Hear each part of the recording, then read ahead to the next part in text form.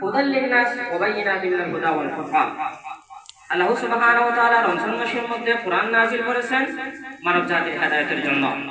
সুতরাং হেদায়েত যদি আমরা পেতে চাই কোরআন থেকে, তাহলে কোরআনের শিক্ষা আগে আমাদের থেকে অর্জন করতে হবে। এই কোরআনের শিক্ষা অর্জন করানো হয় এই প্রতিষ্ঠানের মধ্যে। এই জন্য আল্লাহ সুবহানাহু ওয়া তাআলা কোরআনের মধ্যে সর্বপ্রথম যে শব্দের উল্লেখ করেছেন এটা হচ্ছে ইকরা, পড়ো, বুঝো, শোনো, তারপর আমল করো। হাদিসের যে প্রথম বাক্য সেটা হচ্ছে ইকরা, পড়ো, জানো, বুঝো, তারপর আমল করো। যদি আমরা না বুঝি, না পড়ি, তাহলে সঠিকভাবে নিজের জীবন থেকে বাস্তবায়ন করতে ব্যর্থ হব। এই জন্য কোরআনের গুরুত্ব, কোরআন শিক্ষার গুরুত্ব অপরিসীম। এখন আমরা কোরআন পড়ার, কোরআনের শিক্ষা অর্জন করার যে ফজিলত রয়েছে কোরআন হাদিসের মধ্যে, সে সম্পর্কে কয়েকটা কোরআনের আয়াত এবং হাদিস শুনে আমরা শেষ করব ইনশাআল্লাহ। আল্লাহ সুবহানাহু ওয়া তাআলা কোরআনের মধ্যে বলেন, কুল হাল ইয়াস্তাবিল্লাযীনা ইয়া'লামুন ওয়াল্লাযীনা লা ইয়া'লামুন।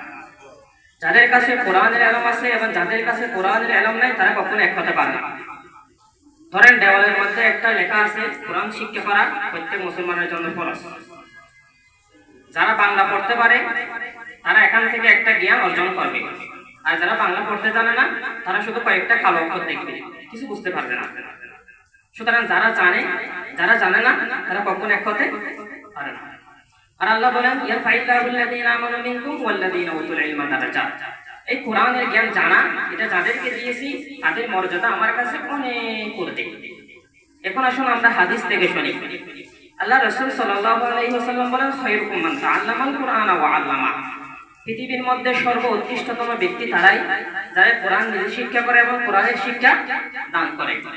আপনারা দেখবেন যাদের কাছে সত্যিকারের কোরআনের জ্ঞান আছে তারা যেখানে যায় সেখানে সম্মানিত।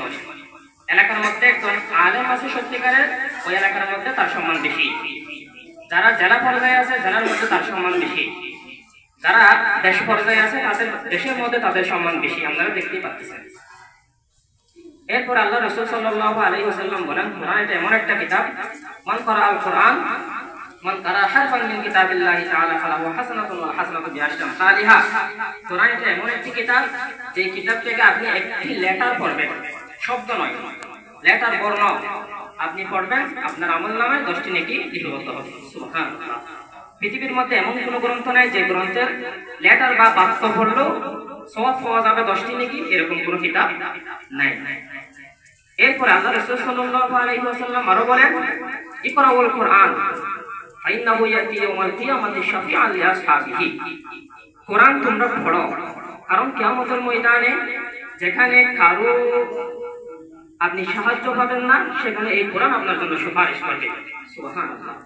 এজন্য কোরআনের শিক্ষা অপরিসীম। এরপর আসুন আল্লাহ রাসূল সাল্লাল্লাহু আলাইহি ওয়াসাল্লাম আরো বলেন, মান ক্বারাআল কুরআনা ফাস্তাযকারাহু ফাহাল্লা হালালাহু ওয়া হারামা হারামাহু ওয়া দাখালাহুল জান্নাহ ওয়া শাফাআহু ফি আশরাতিন মিন আহলি বাইতিহি কুল্লুহুম ক্বাদ ওয়াজাবাত লাহুন নার। কোরআন যে শিখবে, কোরআন অনুযায়ী হালাল হালাল বুঝে যে আমল করবে, তাকে কিয়ামতের ময়দানে রাজত্ব দেওয়া হবে। কেমন রাজত্ব? সে নিজেও জান্নাতে যাবে এবং পরিবারের 10 জন এমন ব্যক্তি যারা জাহান্নামে চলে যাচ্ছে, এরকম 10 জন ব্যক্তিকে সে ধরে জান্নাতে প্রবেশ করাতে পারবে। সুবহানাল্লাহ। এই থেকে সৌভাগ্য আর কি। সর্বশেষ আমরা একটা হাদিস শুনব, যে হাদিসের মধ্যে মা বাবা যারা সন্তানদেরকে মাদ্রাসায় ভর্তি করে কোরআনের শিক্ষা প্রদান করে তাদের কি সম্মান দেওয়া হবে। আল্লাহ রাসূল সাল্লাল্লাহু আলাইহি ওয়াসাল্লাম বলেন, মান ক্বারাআল কুরআনা, যে ব্যক্তি কোরআন পড়বে, ওয়া আমিলা বিমা ফিহি, এবং কোরআনের মধ্যে যা আছে সে অনুযায়ী নিজের জীবনকে বাস্তবায়ন করবে, উলবিসা ওয়ালিদাহু তাজান ইয়াউমাল কিয়ামাহ, তাদেরকে কিয়ামতের ময়দানে এমন একটি তাজ টুপি পরানো হবে, জুহু আহসান তাজু ইশ-শামস, জুহু আহসানু জুই শামস, সূর্যের যে আলো আছে ওই আলোর চাইতে কোরআনের হাফেজের মা বাবার মাথার তাজের আলো বেশি হবে। সুবহানাল্লাহ। তাহলে আপনারা দুনিয়াতে সম্মানিত হবেন, পরকালে আপনাদেরকে সূর্যের সেইতে আলোকিত তাজ পরিধান করে আপনাদেরকে বরণ করা হবে। এই জন্য কোরআনের শিক্ষা অপরিসীম। কোরআনের শিক্ষা আপনার সন্তানদেরকে দিয়ে একজন প্রকৃত মানুষ করার আপনাদেরকে তৌফিক দান করুন। সময় স্বল্পতার কারণে অল্প কয়েকটা কথা বলে আমি এখানেই টানছি। ওমা আলাইনা ইল্লাল বালাগ। আসসালামু আলাইকুম ওয়া রাহমাতুল্লাহ।